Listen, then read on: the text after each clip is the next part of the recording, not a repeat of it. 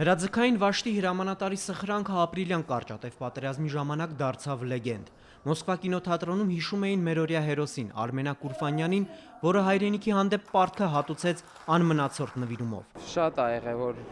իրան թերագնահատել են, բայց միշտ ինքը ասել է, ես անելու եմ ու ամենալավն եմ անելու, որը ապացուցեց ապրիլի 2-ին։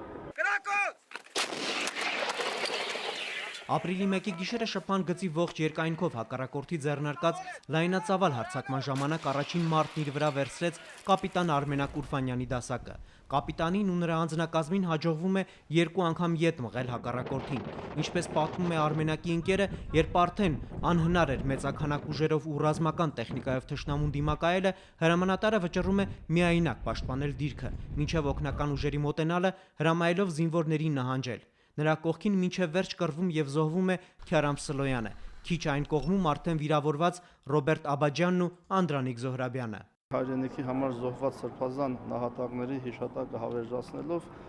մեր ժողովուրդը բռնում է իր հավերժի ուղին, գնում է առաջ եւ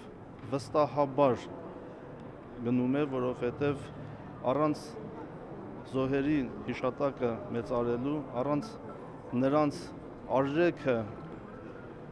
հանրության համար արժևորելու մենք հաջողություն չենք արձանագրի։ Արմենակի մայրը պատմում է, որ այցելել է այն դիրքը, որտեղ որդին դիմավորել է թշնամուն տալով իր վերջին մարտը։ Ես անպատճառ պետք է տեսնեի ու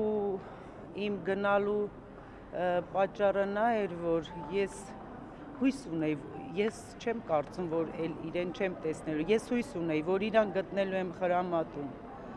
բայց երբ որ ես մտա խրամատ, հասկացա ինչա նշանակում խրամատ պահելը։ Վերջին մարտը հերոսը մղեց առանց երկմտանքի, իր կողքին կանգնած Քյարամ Սլոյանի հետ միասին ետ մղելով թշնամու ալիքային գրոհները, ոչնչացնելով մեծ թվով հարձակվողների։ Ուրֆանյանին ու Սլոյանին կարողացավ կանգնեցնել միայն հեռահար հրետանին։ Արմենակ Ուրֆանյանը Հայաստանի եւ Արցախի նախագահների կողմից հետմահու պարգևատրվել է մարտական խաչ առաջին աստիճանի շքանշաններով։ Հայկ Հովհաննիսյան, Հակոբ Սարգսյան, Առաջին ալիք։